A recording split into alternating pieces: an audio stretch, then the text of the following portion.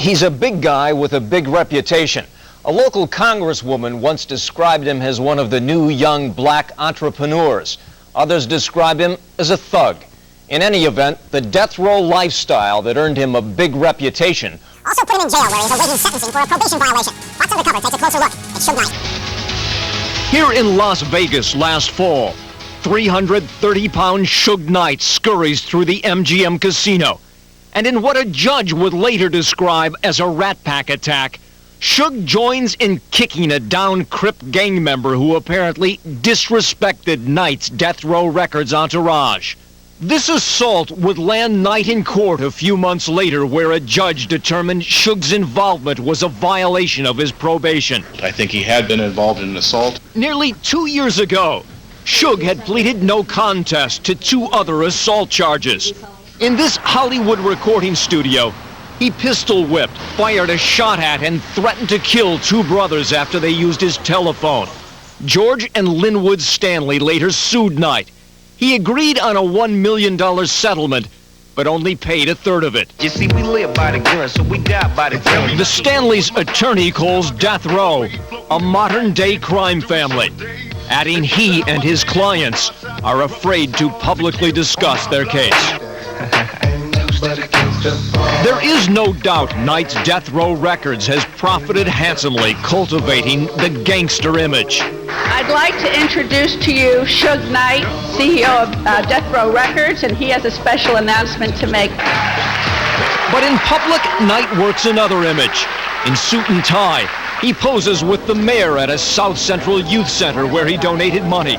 He has handed out thousands of holiday turkeys and toys in the inner city the past 4 years. It's free now, come on. And hosted an annual Mother's Day bash for 1,000 single moms. Wrong that he's done supersedes any good that he's done. But Doris and Sol Jamerson aren't buying what Suge is selling. He's a bully, and I don't have no respect for him. Witnesses say their son Kelly was beaten to death by up to a dozen death row thugs.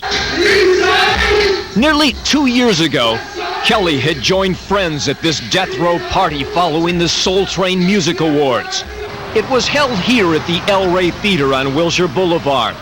According to police, witnesses say Kelly, a 28-year-old construction worker, Little League coach, and father of 3 children, was knocked to the floor, kicked and beaten with metal chairs. Glass from broken beer bottles embedded in his scalp, his face mangled. All because of a perceived slight against someone from death row. The Jamersons blame Suge Knight. I was told that he was aware that my son was there, was having an argument with someone, and he said, take care of it. And that's what they did. No one has ever been arrested for his murder. The DA's office cites conflicting stories and witnesses afraid to testify. They always blame it on Suge what everybody else do. You know what I'm saying? He did it. He always try to avoid everything, keep everything down. This is business. This ain't no gang, none of this. But here in the Compton neighborhood where Suge grew up, Mob Piru gang members like 32-year-old HEROIN see Knight as a man who gave his friends and family jobs. I work. I pay taxes too. You know what I'm saying? That's right. And this is what Suge taught me.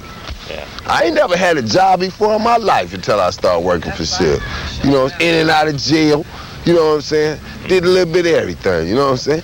Now I'm, you know what I'm saying? Yeah. I'm a born-again worker. In this short film, they say sex sells. I think murder sells. Starring Snoop Doggy Dogg, a young rapper-songwriter called Sam Snead was also working for death row. Crazy bitch, I'm Sam Snead, better recognize. But in this so-called protection death declaration letter sent to the LA U.S. Attorney last April, Snead's father claims when his son tried to break a death row contract, Knight had him beaten and threatened to kill him. Snead has gone into hiding according to the letter, and even his lawyers refuse to talk about it. Check this out, dog. Hey, look.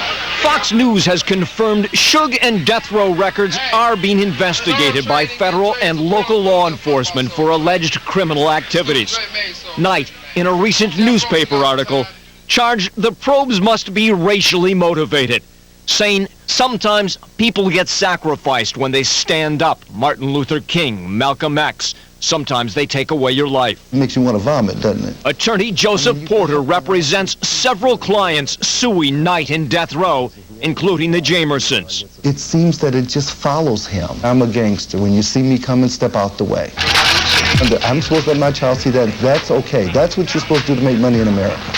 Don't buy it. And to equate that with Martin Luther King or Malcolm X is outrageous. And here at Linwood High in the early 80s, some say to describe Knight as a gangster would have been outrageous. He is remembered as Marion, not Suge, a motivated, hard-working football player.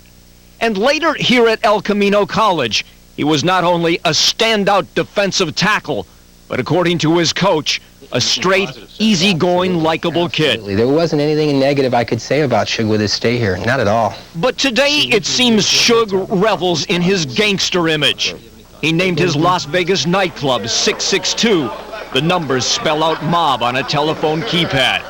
The old family home is still trimmed in red colors of the mob Piru street gang.